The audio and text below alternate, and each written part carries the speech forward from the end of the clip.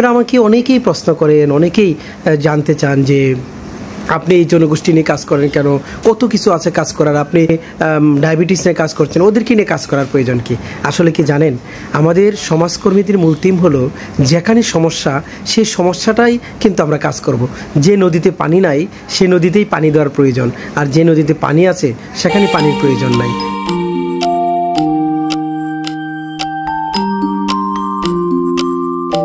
সম্মানিত দর্শক, আসসালামু আলাইকুম ওয়া রাহমাতুল্লাহি ওয়া বারাকাতুহু। সবাইকে জুম্মার মোবারকবাদ জানিয়ে শুরু করছি। আপনারা হয়তো আশ্চর্যান্বিত হয়েছেন কাদেরকে আপনাদের সম্মুখে তুলে ধরছি।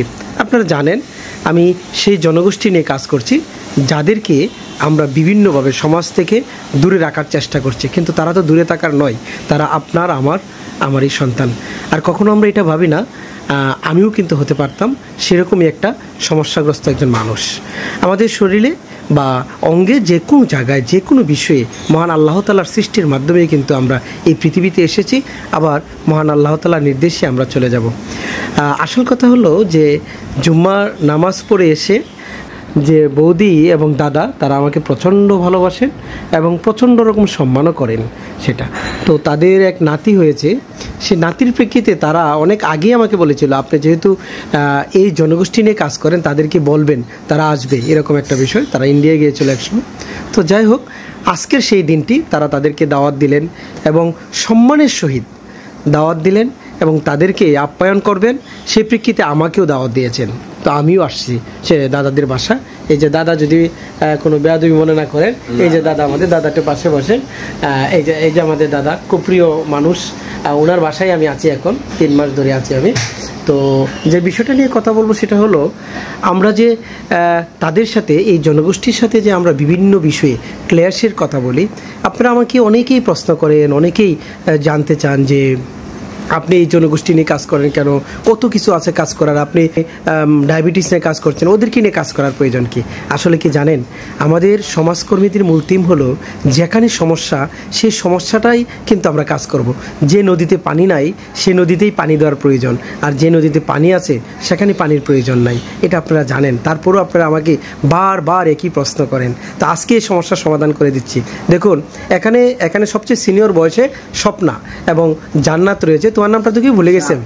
হ্যাঁ, শাপলা। ও, শাপলা, জান্নাত এবং স্বপ্না, ওরা তো অনেক আগেই আমার পরিচিত এবং বিভিন্ন ভিডিওতে কিন্তু ওদেরকে দেখতে পাবেন, বিভিন্ন প্রোগ্রামে দেখতে পাবেন।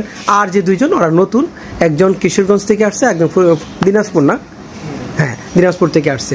তো আজকের এই ভিডিওটার মূল উদ্দেশ্য ছিল একটাই, এই জনগোষ্ঠীকে দূরে ঢেলে দিয়ে নয়, পাশে রাখুন।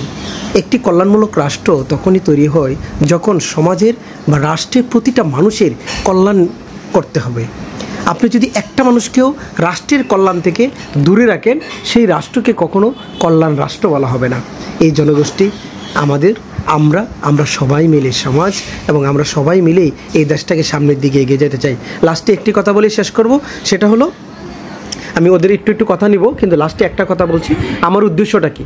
এসো সচেতন সোসাইটির মাধ্যমে আমার একটাই স্বপ্ন, এই সমাজে আলাদা বলতে হিজড়া জনগোষ্ঠী বা এইসব হিজড়া থাকবে, কিন্তু তারা অবহেলিত থাকবে না। তারা আমাদের সাথে সমান্তরালভাবে যেমন চাকরি করবে, যেমন লেখাপড়া করবে এবং একই ধরনের সমাজের সুযোগ সুবিধা ভোগ করে সামনের দিকে এগিয়ে যাবে। এই মুহূর্তে আমরা সবচেয়ে যে সিনিয়র স্বপ্নার কাছ থেকে কিছু কথা নেব। স্বপ্না এই বিষয়টা বলবে, এই যে তাদেরকে সুন্দরভাবে সম্মান দিয়ে এখানে দাওয়াত দিল এবং আমিও তাদেরকে নিয়ে কাজ করছি, এই বিষয়ে স্বপ্না কি বলতে চাই? স্বপ্না একটু বলো প্লিজ। আসসালামু আলাইকুম।